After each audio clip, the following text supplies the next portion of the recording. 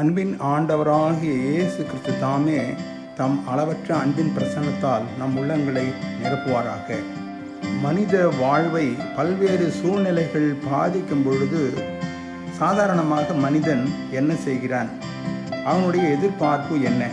அதை மற்றவர்களிடம், அதாவது ஒருவேளை தன் வீட்டின் மக்களிடம் அல்லது தன் நண்பர்களிடம், உறவினரிடம் அதை பகிர்ந்து கொள்கிறான். இரண்டாவதாக, அதற்கான தீர்வும் உதவியும் அவர்களாலே கிடைக்குமோ என்று எதிர்பார்க்கிறான். இது இயல்பானதே. அதை கருத்தோடோ அல்லது வாஞ்சையோடோ கேட்பதில்லை. இதற்கான ஒரே ஒரு வழி, சரியான ஒரு செயல்பாடு நம்மை உருவாக்கின ஆண்டவராகிய இயேசு கிறிஸ்துவே ஆகும்.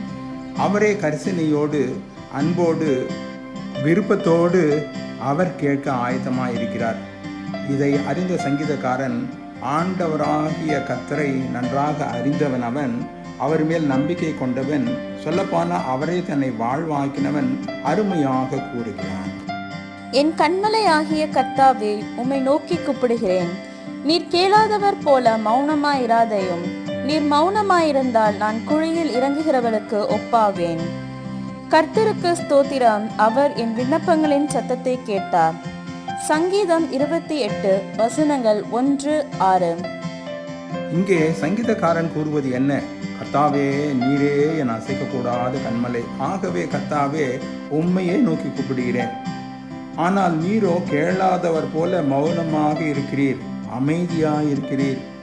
ஆகவே மனமுடைந்து கதியற்ற நிலையை எண்ணி புலம்புகிறான். மௌனமாயிருந்தால் ஆண்டவரே, நான் குழியில் இறங்குகிறவர்களுக்கு ஒப்பாய் போவேனே, செத்தவன் போல நான் இருக்க வேண்டுமோ என்று அவன் புலம்பி பாடும் சத்தம் கேட்ட ஆண்டவர் அவன் விண்ணப்பத்தை கேட்கிறார்.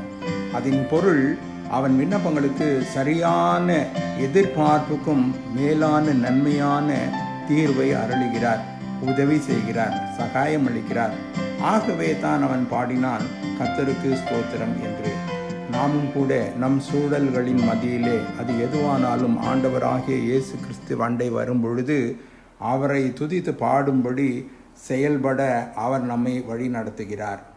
ஆண்டவராகிய இயேசு கிறிஸ்துவே, எந்த சிறிதான பெரிதான சூழலிலும் மனிதர்களை நோக்கி நாங்கள் சோர்ந்து போகாமல் உம்மையை நோக்கி பார்க்க பிளந்தாரும்.